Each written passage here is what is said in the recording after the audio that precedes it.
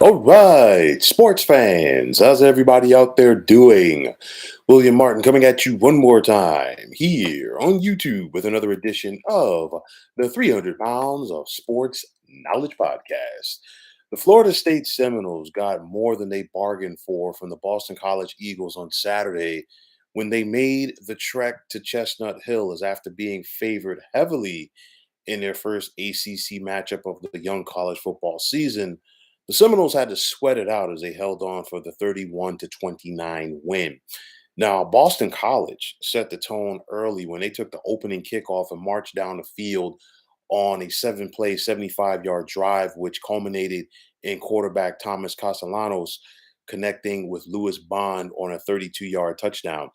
The Seminoles then found themselves down 10-3 in the second quarter before their offense got going as they were able to score two times and take the 17-10 advantage to the dressing room at the half.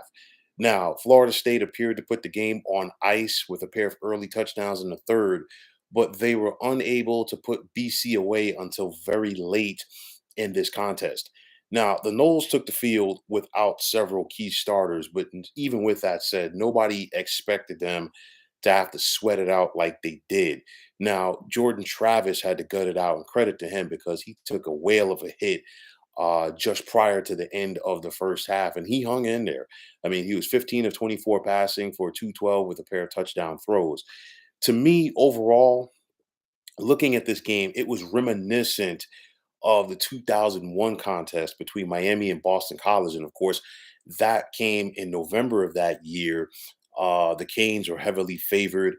BC was without star running back William Green at home, and they put a supreme scare in the eventual national champions. It was 11-7 in favor of Miami late before when BC was driving. And then, of course, the famed turnover and the lateral to Ed Reed. And of course, the rest is history as the Canes would hold on to win 18-7, win the Big East, get to the national championship game, and the rest was history. So if you're a Florida State fan, obviously you hope that that's the recipe for you at least to get to the national championship and win it this year.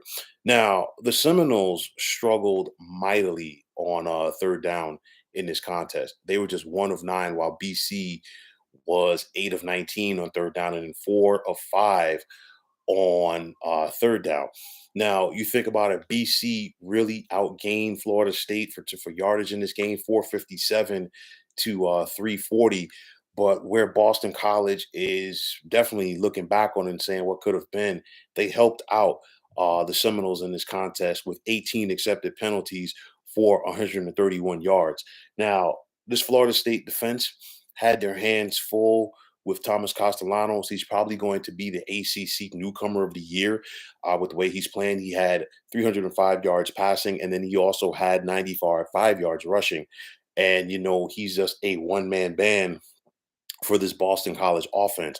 But I know, like looking back on Saturday, a lot of teams that were heavily favored struggled, on Saturday. Florida State being one of them, Alabama, of course, another one. Tennessee was favored, if you want to call it somewhat big, 6.5 on the road as they fell to Florida and several others. But nonetheless, the Noles really had to gut it out. And I mean, it's telling for me because this is a Boston College team that just lost at home to Northern Illinois to begin the season, and they had to squeak it out against Holy Cross. Now, I'll give them the benefit of the doubt. Typically everybody gets up for the bigger games, and obviously Florida State, they're back to being one of those marquee programs. But nonetheless, still, if you're the Seminoles, you definitely want to go out there and try to take care of your business.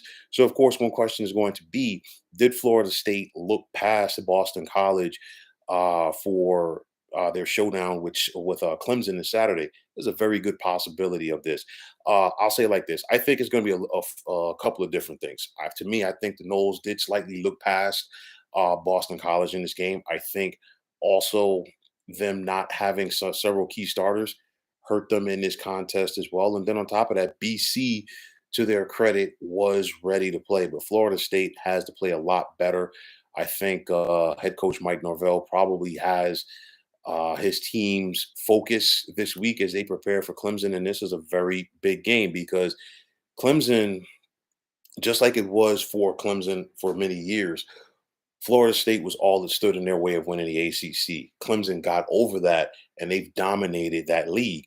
Now, for Florida State, they're looking to get back to that throne, if you will. And especially now, with not having the divisions anymore in the ACC, this is going to be a very big game. And I think the Seminoles will probably have a good week of practice as they look to take the field and knock off the Tigers in Death Valley on Saturday.